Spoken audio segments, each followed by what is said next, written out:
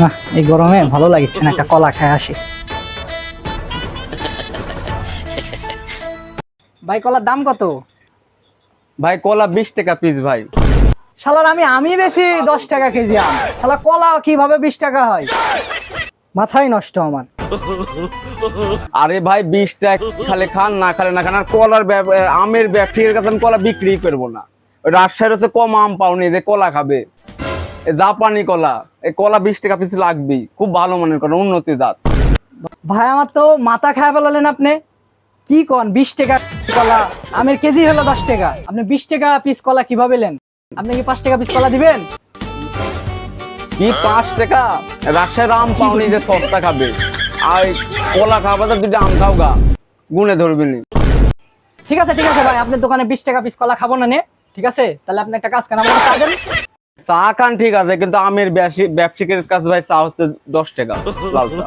কি রে ভাই, 20 টাকা পিস হলো কলা, 5 টাকা চা ধরলেন 10 টাকা? দূর মিয়া, আপনার দোকানে চাই খাবো না, কলাও খাবো না, আপনি রাহেন মিয়া। ধরেন।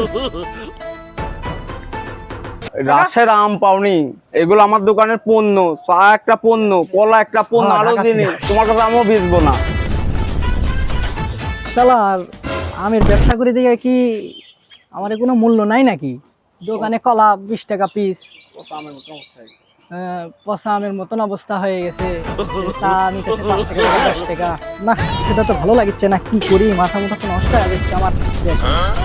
কি হয়েছে ভাই? আরে ভাই আর বলেন না, এই আমের ব্যবসা করতে যায় যে মানুষের কাছে এত ছোট হয়েছে। আমি একটা কলা খাবো বা একটা দোকানে গেছি, তা হচ্ছে 20 টাকা পিস কলা।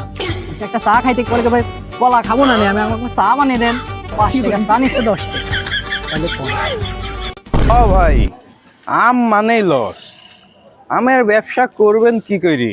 হ্যাঁ, আমরা যে বাগান নেকে যা কিনবো, আমারে পেরাশা থাকেন, চলে গেলাম। আচ্ছা ঠিক আছে। শালার ভেবেছিলাম শালার আম বেচা এবার বিয়ে শাদিটা করবো, ও তা হবে না নে, ব্যবসার যে অবস্থা, হবে না নে বিয়ে শাদি।